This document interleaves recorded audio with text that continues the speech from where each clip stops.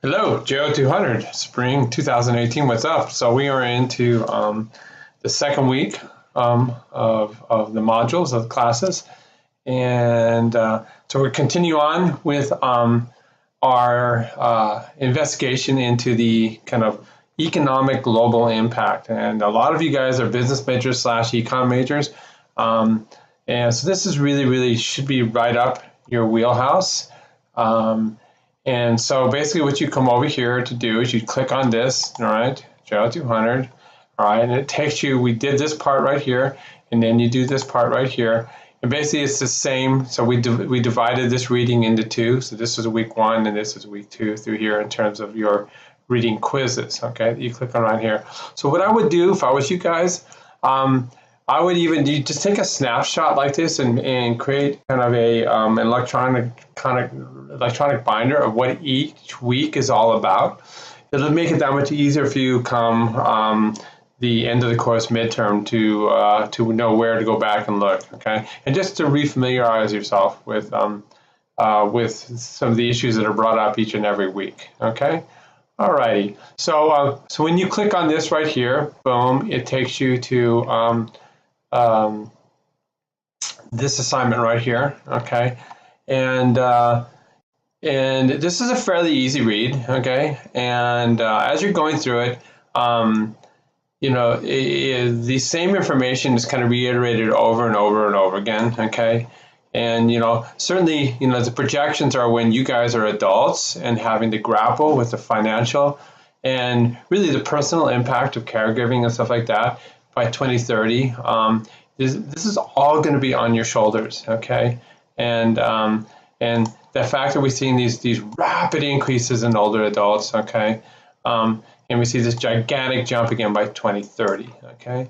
And you know, that what is 2030? That's for you guys. You know, you guys are going to be approaching your 40s. You're middle-aged, and you're going to be really carrying the weight on this, okay? Alrighty, so as you go through here, you know, they review a lot of the things that were discussed in the first part, okay? And this is, you know, we grow older, okay? And we're going to see we've done that by, you know, thwarting all the diseases that used to cause mortality, okay? But when we do get disease as we get older, they talk about these non-communicable diseases. These are major chronic diseases like diabetes, heart disease, Alzheimer's, cancer. And, you know, again, it goes back to what I talked about earlier about being a major financial burden on society, a major financial burden on you as an individual. And it also as a caregiver. And you have to understand when you're a caregiver and you're taking care of your parent who is maybe sick, or if you're just taking care of your parent in general, that's time you're not working, okay? So it's a reduction in productivity, okay? It compromises you at the workplace. These are huge issues, okay? So there's a major consequence of these advances that we have in terms of aging. And so I'm talking a lot about all these economic challenges, okay? So so I want you guys to really start to grapple with this, okay? Alrighty. So yeah, global aging is a success story, but there's no free lunch. Basically, there's all kinds of things that are going on financially and economically because of that, okay? You know, you see these shifts. I am very visually oriented, so I look at these figures and I think to myself, my God, look at these shifts, you know, in terms of history, you know, in terms of the percentages of the population. And well, there's less and less children and more older people as a percentage of the population, okay? Before your caregiving duties were devoted to young people, okay, in terms of history, and now caregiving duties are being devoted to older people. And if you have children and older parents, then you are part of what's called the sandwich generation, stuck here in the middle, with, you know, serious financial problems, economic problems associated with that. Okay, alrighty. So we see these increases in life expectancy. We can go through that, okay? And I want, you know, something like this. You look at this projected increase in the global population, okay, between 2005 and 2030, okay?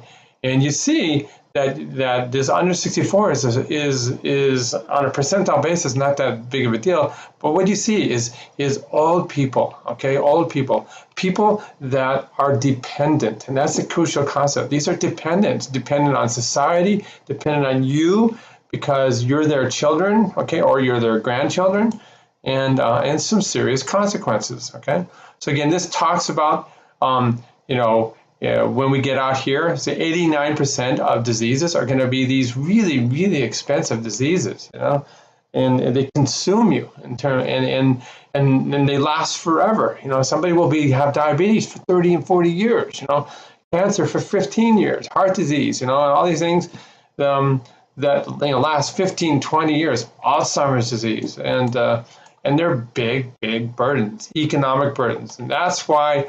When you listen to the debate that's going on in Washington, D.C. and Sacramento, it's how do we handle this? We look at Social Security, we look at covering medical costs and Medicare, okay?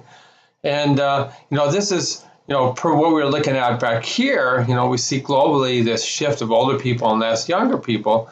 And so what do we see here is that there's a lack of replacement that's going on, and that's going on right here. We start looking at population declines in these countries, Russia, Japan, on and on and on and on. They don't have a lot of immigration, okay, and people just don't have as many children, okay, and so the population begins to decline, and that has financial impact, economic impact. And we're going to talk about that in a second, in terms of Japan, okay?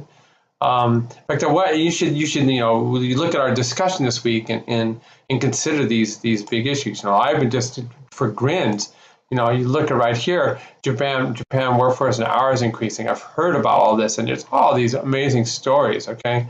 There is since they don't have a replacement, okay? They don't have enough children. People tend to overwork. Okay, so this is a story right here, and it talks about how the young Japanese are working themselves to death. So there's no quality of life. People are consistently working 15, 16, 17-hour days. Okay, so these are really, really interesting stories. Okay, and we will be grappling with all these things as well, as our country is basically right behind Japan in terms of a lot of these issues. Okay, all righty.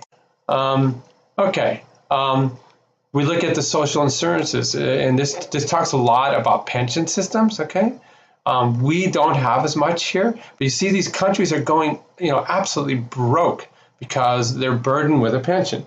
There's a big push right now for us to have our independent investments, and we're going to talk a lot about that, okay? So I have a 401k, okay, that is provided by my employer. Some of you will have that, and if you don't have that, then you have to invest in your future, okay, as an older adult in terms of your retirement by having individual retirement accounts. And we'll talk about IRAs and Roth IRAs later on and how those work, okay? In our government, whether it's firemen, policemen, city workers, this is a big burden, these pensions, and they're going to go away, okay? All righty. And so when you look at how, and in China, same thing, what happens, you have fewer workers contributing and more and more people sucking the life out of the country because of the pension, okay? You look at a lot of these countries, and to deal with it, they'll have an incredibly high tax rate of 15, 20, 25, 30% of your monthly income is taxed, okay? Right now we have 6.25% goes to Social Security tax and 1.45 goes to Medicare tax. So a total of 7.7% tax. We're actually low compared to many countries, okay? All right. So these are all these kind of economic challenges I was talking about. This right here is pretty dramatic, okay? And that not that many people are into their 401ks and individual retirement accounts worldwide. This is a fairly low percentage. And we look at here, how many Americans are saving for retirement. Okay, and this is why I just said percent of U.S. retirees with a pension. I was just looking at that. It's criminal. Look at the average retirement income. You look at something like this. And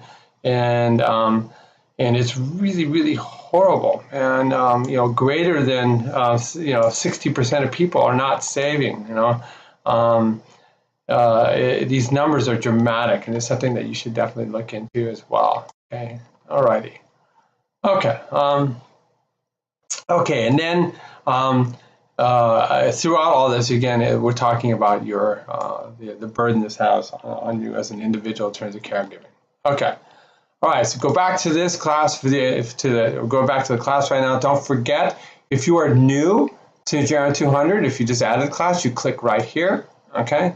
And this tells you what to do, okay, in terms of getting up to snuff with the class. If you want to get an A, okay, how to get an A in Geron 200, okay? There's a YouTube link, and here it is spelled out.